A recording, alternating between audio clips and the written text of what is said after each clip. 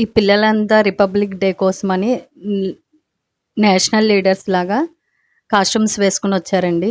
ఎంత చక్కగా ఉన్నారో, వాళ్ళకి ఎంత ఇంట్రెస్టో అండి. పేరెంట్స్ కూడా అలాగే రెడీ చేసి పంపించారు. మార్నింగ్ 7:30 అయినా రెడీ అయ్యి వచ్చారండి. వీళ్ళంతా ఎన్సిసి స్టూడెంట్స్ అండి. ఇక్కడ డిఎన్ఆర్ గ్రౌండ్లో ఫ్లాగ్ హోస్టింగ్ జరుగుతుంది, దానికోసమని నేను వచ్చాను. వీళ్ళు మార్చింగ్ చేస్తారండి, ఎంత చక్కగా చేస్తారో, బాగుంటుంది. ఆగస్టు 15కి నెక్స్ట్ రిపబ్లిక్ డేకి చేస్తారండి. ఈ డిఎన్ఆర్ స్టూడెంట్స్ అండి, వీళ్ళు ఎల్కేజీ టు పీజీ వరకు ఉంటుందండి. ఇక్కడ అందరు స్టూడెంట్స్ అటెండ్ అయ్యారండి. ఇంకా ఈ పిల్లలందరూ మార్నింగ్ 7:30కి మంచు పడుతుందండి, అయినా సరే చక్కగా రెడీ అయ్యి ఫ్లాగ్స్ పట్టుకొని వచ్చేసారు. ఇంకా ఫ్లాగ్ బ్యాండ్స్ అవి పెట్టుకున్నారండి హ్యాండ్కి. ఇంకా ఫేస్ మీద ఫ్లాగ్ టాటోస్ అవి పెట్టుకుని వచ్చారు. ఎంత ఇంట్రెస్ట్ అండి వీళ్ళకి. మార్నింగ్ అయినా చక్కగా వచ్చేసారు. ఇంకా వీళ్ళంతా డిఎన్ఆర్ స్టాఫ్ అండి. ఫ్లాగ్ హాస్టింగ్ 8కి జరుగుతుంది. అయితే కాలేజీ మేనేజ్మెంట్ వాళ్ళు వస్తారండి, వెయిట్ చేస్తున్నారు అందరూ. వాళ్ళు వచ్చాక ఫ్లాగ్ హాస్టింగ్ చేస్తారండి. ఇంకా పిల్లలకి మంచి అవి పడకుండా పైన టెంట్లు అవి వేశారండి. కొంచెం 8:30 ఆ టైంకి కొంచెం ఎండ వచ్చేస్తుంది. ఎండ కూడా పిల్లలు ఏమి ఇబ్బంది పడకుండా పైన టెంట్లు వేస్తారండి. నా చిన్నప్పుడు స్కూల్ డేస్లో కూడా ఇలాగే ఫ్లాగులు పట్టుకుని వెళ్ళామండి. అప్పట్లో అయితే ముందు రోజే క్లాసెస్కి అవి డెకరేషన్ చేసేవాళ్ళు. చేసి నెక్స్ట్ డే 7కి 7:30కి రమ్మనేవాళ్ళండి. అవి ఫ్లవర్స్ అవి తీసుకుని వెళ్ళేవాళ్ళం మేము. ఇంకా స్కూల్లో ఫెస్టివల్ లాగా చేసేవాళ్ళండి, అదేదో పండుగలాగా ఉండేది స్కూల్లో. ఇంకా ఫ్లాగ్ హోస్టింగ్ అయిపోయాక చాక్లెట్స్ బిస్కెట్స్ అవి ఇచ్చేవాళ్ళు. ఆ డేస్ అన్నీ బాగుండేయండి. ఇంకా మన గార్డెన్లో ఫ్లవర్స్ బాగా వచ్చినాయండి. 20-25 ఫ్లవర్స్ ఉంటాయి, బాగా వచ్చినాయి. ఇంకా ఈరోజు హాలిడే కదండి, ఈయన ఇంట్లో ఉన్నారు. కొంచెం సామాన్లు అవన్నీ కొంచెం క్లీన్ చేసి పైన పెట్టాలండి. అయితే ఈయన ఉన్నప్పుడే కుదురుతుంది అలాంటివి. ఈయనకి అప్పచెప్పాను ఆ పని. ఈ పనంతా నాకు పెట్టావు, బట్ ఎంత చేస్తున్నా కదా ఎక్కడొక్కడ ఏదో పని ఏదో వస్తుంది. ఫ్యాన్ తుడిచే ప్రోగ్రాము, ఈ పైన అందరినీ పైన పెట్టే ప్రోగ్రామ్, ఇవన్నీ ఆల్మోస్ట్ నాకు చెప్తా ఉంటుంది అనమాట. హైట్గా ఉంటే బెనిఫిట్ అది, బట్ తప్పదు కదా. బీయింగ్ ఏ ఫ్యామిలీ ఏంటంటే ఒకరికొకరు సపోర్ట్ చేసుకోవాలి కాబట్టి ఎక్కువ ఏం చేయం, సర్వెంట్ ఉంటుంది. బట్ కొన్ని చిన్న చిన్న పనులు మేము చేసుకోగలిగినవన్నీ, ఫ్యాన్స్ అవి క్లీన్ చేసుకోవడం, మళ్ళీ ఏసీ లాంటివి అయితే కంపల్సరీ టెక్నీషియన్ రావాల్సిందే. చిన్న చిన్న పనులు మేము చేసుకోగలిగినవి ప్రతి సండే ప్లాన్ చేసుకొని క్లీనింగ్ ప్రోగ్రామ్ అయితే పెట్టుకుంటాము. సో ఇవాళ ఏంటంటే ఎలా పడితే అలా ఉన్నాయి మోటార్లు అనమాట, అవి కొంచెం నీట్గా సర్దుకుందాం అని చెప్పి స్టార్ట్ చేసాము మాకు.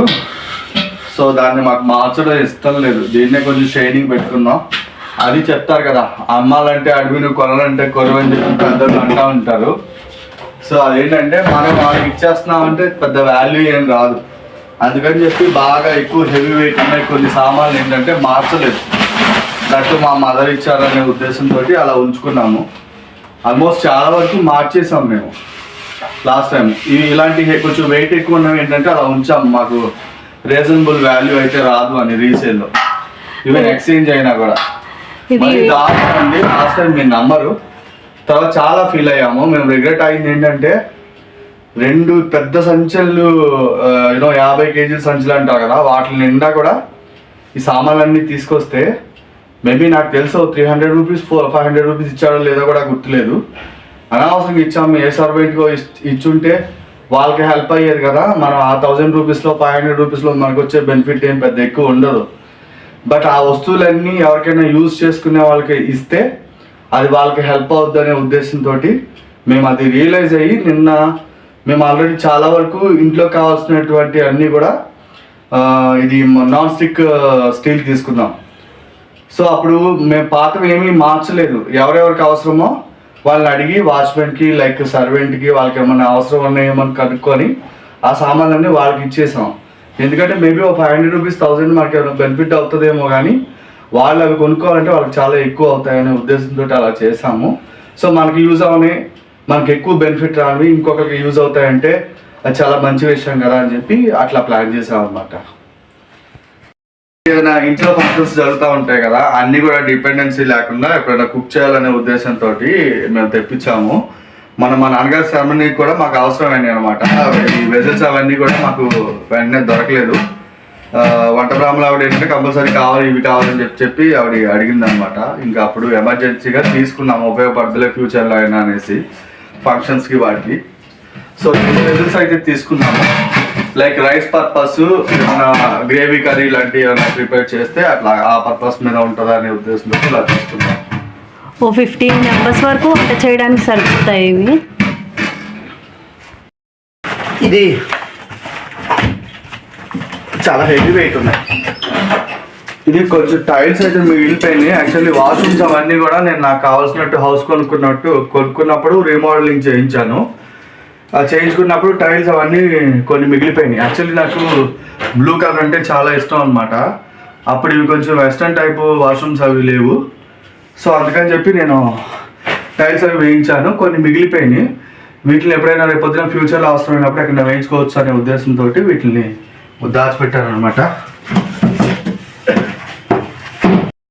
ఇలా వస్తుంది టైల్, చాలా మంచి లుక్ వచ్చింది అనమాట. వాష్రూమ్ కన్నిటి కూడా వేయించేసాను.